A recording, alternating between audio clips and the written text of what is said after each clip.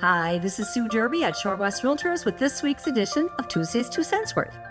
So, you haven't accepted an offer on your dream home, and now you're just waiting for closing day to get here. Well, listen up. Here are a few things that could put a snag in that big day.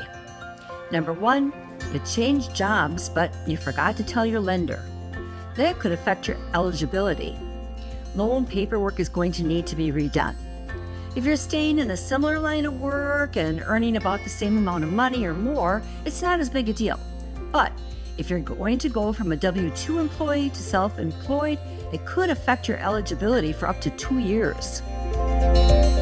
Next, you applied for a new credit card. That kicks off an inquiry into your credit, which makes you look risky to the lender.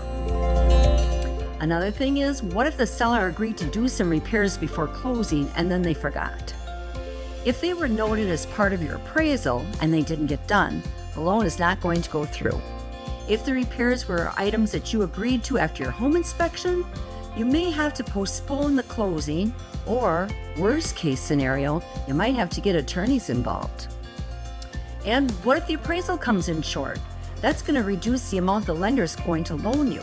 And if the seller doesn't want to renegotiate the price, you may have to find extra money for closing in order to get your loan approved.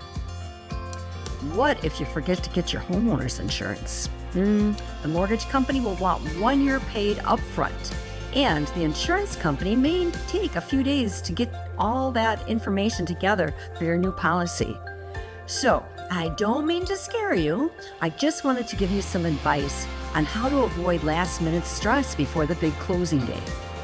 Be assured, though, that Travis and I are here to help you with any pitfalls that come up, whether you're buying a new home or you're selling your old one. Thanks for tuning in to this week's Tuesday's 2 Cents Worth. This is Sue Derby at Shorewest Realtors, your local realtor ready to work hard for you.